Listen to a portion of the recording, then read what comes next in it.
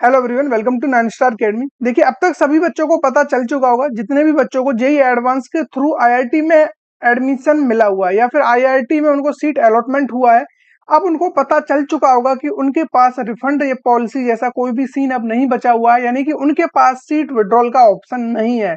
ठीक है, जितने भी आईआईटी वाले बच्चे थे उनके लिए कल तक का लास्ट डेट था, यानी कि जो 15 जुलाई था वो लास्ट डेट था उन बच्चों के लिए अपने जो भी सीट विड्रॉल करने के लिए। ठीक है, ये चीज आप लोगों ने देख ली होगी और मैंने कल के दिन आप लोगों को खूब अच्छी तरीके से बताया था कि जिन बच्चों को विड्रॉल चाहिए स्पेशली वो उनको आईआईटी में एडमिशन अलॉट हुआ है। देखिए, यहाँ पे देख सकते हो, initiation of withdrawal of seat, exit from seat allocation process round 4।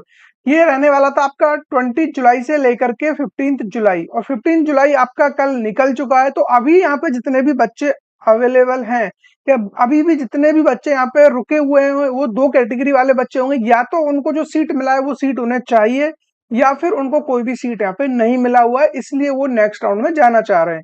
ठीक है, लेकिन एनआईटी प्लस सिस्टम वाले बच्चों के पास अभी भी एक ऑप्शन बचा हुआ है विड्रॉल के लिए। उनको बिल्कुल भी परेशान नहीं होना है कि कुछ मेरे पास कॉल और मैसेज आ रहे हैं कि क्या सर ऐसा तो नहीं है एनआईटी वाले बच्चों के लिए भी आज लास्ट डेट हो विड्रॉल के लिए। नहीं, बिल्कुल भी नहीं है। आप लोगों के लिए जो लास्ट डेट रहने वाला है, आपका जो लास्ट डेट रहेगा वो रहेगा 22 जुलाई। 22 जुलाई तक आप लोग विड्रॉल मार सकते हो। देखिए यहाँ पे, seat allocation for NIT plus system only, initiation of withdrawal of seat.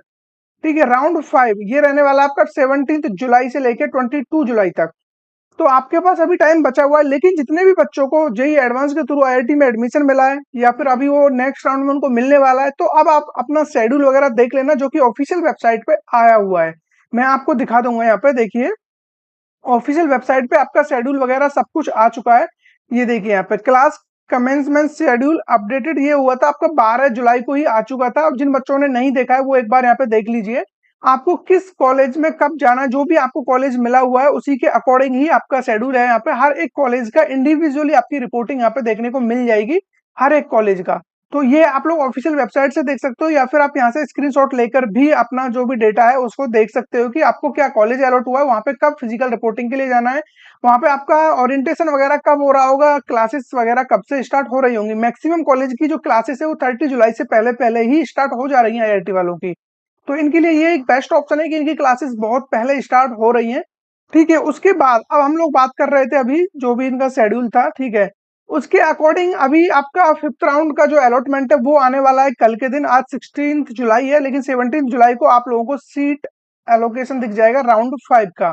ठीक है, जो कि ये आपका लास्ट राउंड रहने वाला है। ठीक है, जितने भी बच्चे हैं यहाँ पे, उसके बाद आपका अपग्रेडेशन वगैरह होगा, जो कि इंटरनल स्लाइडिंग के थ्रू होता है। अपग्रेडेशन के बाद जिन बच्चों को जो भी सीट वगैरह मिलना है वो सारी चीजें हो जाएंगी। देन उसके बाद आप लोगों को क्या होगा, फिर स्पोर्ट राउंड आपका आ जाएगा, जिसको यहाँ पे सीसैप बोलते हैं।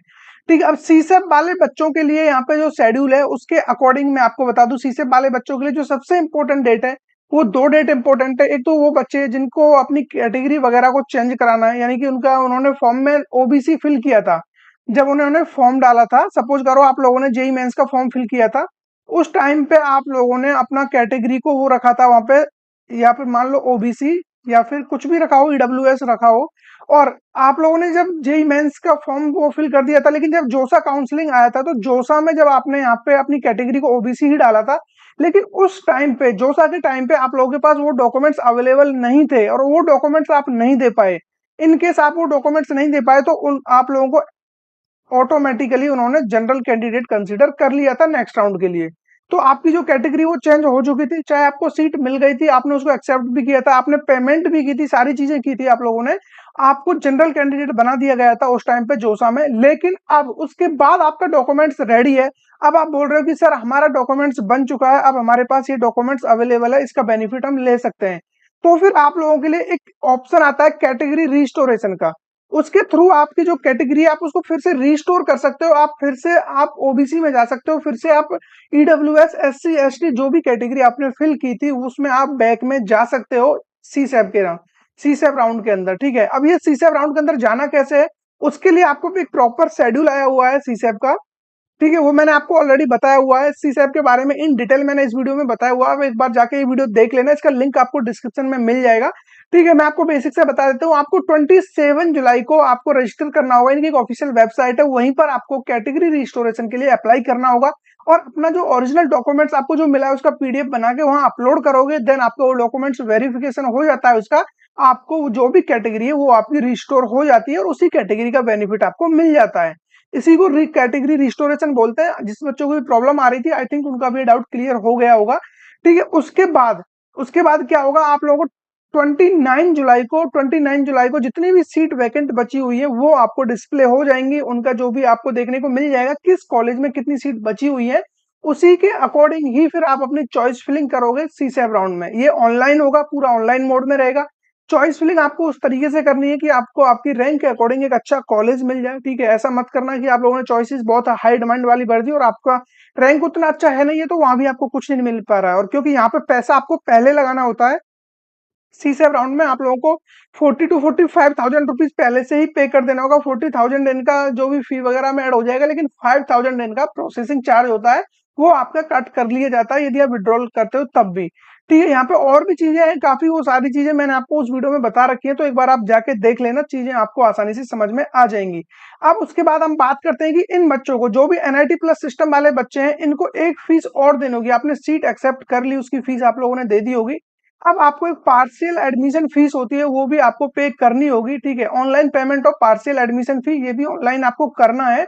और इसके लिए जो डेट आप लोगों को लिए दी गई है वो है 24 जुलाई से लेकर 26 जुलाई, 3 दिन आप लोगों के लिए मिलने वाला है। 24, 20, 25, 26 इस डेट में आपको अपनी पेमेंट करनी होगी। पेमेंट कितना देना है वो मैं आपको अभी बता देता हूँ। देखिए, पेमेंट जितने भी बच्चे जनरल कैंडिडेट हैं, ठीक है, जनरल कैटेगरी वाले बच्चे हैं, उनको 40,000 रुपीज यहाँ पे पे करना होगा पार्शियल एडमिशन फी।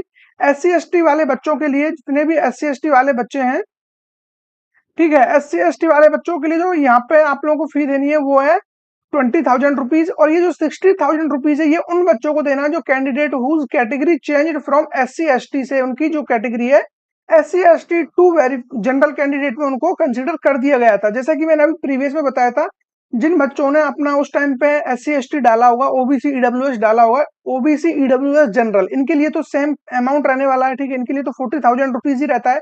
लेकिन SC ST वाले बच्चों ने, जब आपने वहां पे SC ST फिल किया हुआ होगा और उस टाइम पे आपने सीट को एक्सेप्ट किया होगा, तो आपने 20,000 रुपए कम दिए होंगे। सपोज करो आपने 20,000 रुपए वहां पे दिए होंगे सीट को एक्सेप्ट करने के लिए, तो आप लोगों ने जो 20,000 रुपए कम दिए थे, अब वो पार्शियल एडमिशन फी में आपके साथ ऐड हो चुके हैं। क्योंकि अब आपके पास वो कैटेगरी नहीं रही, आप अब एक जनरल कैंडिडेट हो। जनरल कैंडिडेट हो तो फिर आप लोगों को डेफिनेटली उसका बेनिफिट नहीं दिया जाएगा। आप जनरल कैंडिडेट से आप ओबीसी में आए होंगे या जनरल में आए होंगे, सॉरी SC ST से आप या तो जनरल में आ गए होंगे या ओबीसी में आए होंगे, या फिर आप पीडब्ल्यूडी कैंडिडेट थे उस टाइम पे, लेकिन आप वो चीज वेरिफिकेशन नहीं करा पाए, आप ऑनलाइन डॉक्यूमेंट वेरिफिकेशन में वो चीज साबित नहीं कर पाए, तो फिर आप लोगों को नॉन पीडब्ल्यूडी में भेज दिया गया होगा। और नॉन पीडब्ल्यूडी की फीस है 40,000 रुपीज, आपने दिया होगा उस टाइम 20,000 रुपीज। तो 20,000 रुपए का जो ये चेंज आ रहा है, जो भी ये यहाँ पे आपको डिफरेंशियल देखने को मिल रहा है, ये अमाउंट आपसे यहाँ पे एक्स्ट्रा लिया जाता है। ठीक है, तो ये अमाउंट आपको पे करना है। उसके बाद फिर आपका शेड्यूल आ जाएगा कि आपकी फिजिकल रिपोर्टिंग कब है, कब आपकी क्लासेस स्टार्ट हो रही है, वो पूरा शेड्यूल आपको टाइम टू टाइम में हर चीज यहाँ पे बताता रहता हूँ। जिन बच्चों को ये सारी चीजें मैनेज करने में प्रॉब्लम होती है, उनको नहीं समझ में आ रहा है कि कब क्या करना है, कैसे करना है, किस में अप्लाई करना है, कहाँ जाना है, ये सारी चीजें आप मैनेज नहीं कर पाते हो, किस काउंसलिंग की फिजिकल जो ये यहाँ पे स्पोर्ट राउंड है वो फिजिकली हो रहा होता है, किसका ऑनलाइन हो रहा होता है, चॉइस फिलिंग कैसे करनी है, वो सारी चीजों के लिए हमने एक आप लोगों के लिए सपोर्ट बनाया हुआ है, जो यहाँ पे आप ज्वाइन हो सकते हो। इसके अंदर आपको लोगों के लिए जो फीचर्स मिल रहे होंगे वो आप लोगों ने ऑलरेडी देख लिए होंगे।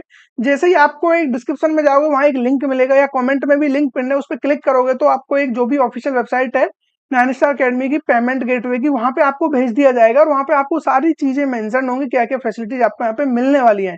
ये आप लोगों के लिए जस्ट 699 रुपीज में रहने वाला है। और यहाँ पे जितनी भी काउंसलिंग है, चाहे आपका जैक दिल्ली, आपका IPU हो या AKTU, जोसा सी से, अदर स्टेट के जितने भी, आपका MPDT हो गया, रीप हो गया, उसके अलावा आपका जैक चंडीगढ़ हो गया, देन आपका हरियाणा काउंसलिंग हो गई, महाराष्ट्र काउंसलिंग, जितने भी काउंसलिंग्स हैं स्टेट की हो या फिर वो सेंट्रल लेवल की हो, सभी काउंसलिंग का सपोर्ट आपको मिलेगा। और जस्ट एक ही प्राइस में ये सारी चीजें आपको अवेलेबल हो रही होंगी। तो जितना जल्द हो सके आप लोग यहाँ पे एनरोल कर लीजिए, क्योंकि आप लोगों का जितना टाइम जाएगा उतना ही आप लोगों को लॉस है। हर रोज एक ना एक डेट निकल रही है, हर रोज किसी न किसी का अलॉटमेंट आ रहा है, हर रोज किसी न किसी की, यानी कि यहाँ पे जो सीट एक्सेप्टेंस फी है वो निकल रही है। तो ओवरऑल लॉस आपका ही होने वाला है।